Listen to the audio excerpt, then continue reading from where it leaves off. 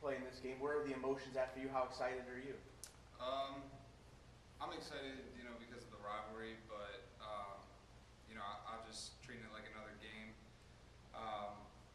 Kent was a big one this year for us. It was my first time playing in that one, and we had never beaten them, or I think it was the last 3 years we haven't beaten them. So we just got to prepare each game like it's the same, and all the pieces will fall. Give us your understanding of the rivalry. I'm from Pennsylvania, so it was kind of new when I got here, but being so close, right up the road. Obviously, it's heated.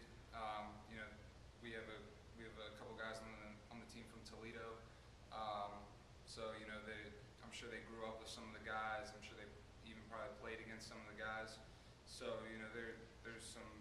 There might be some bonds, there might be some hatred that spewed up from high school, but just the tradition of the rivalry. I know it's extremely important to both schools.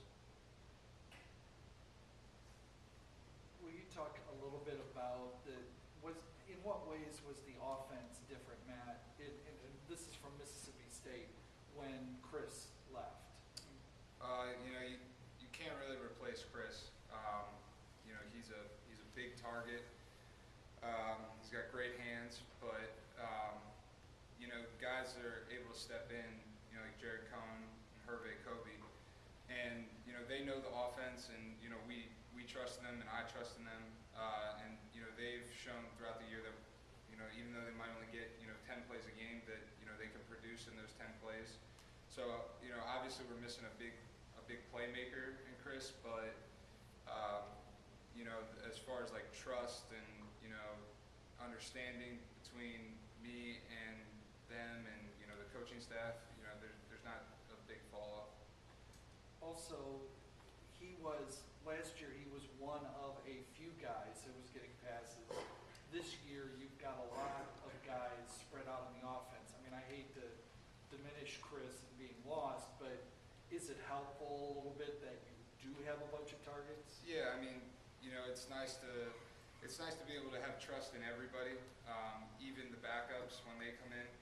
A great example is Heath Jackson. A couple weeks ago when Burbs got hurt, he stepped right in, and he had 2 big catches. He had a touchdown. So yeah, it's nice to know that those guys that might not be getting all the reps still understand the playbook, and they still stay locked into the game, so that if something like this happens, they're ready to go right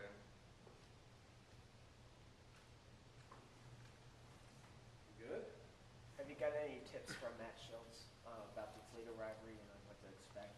Yeah, I always am getting tips from Shilzy. He's a big brother to me. He just told me, don't let the emotions get the best of me.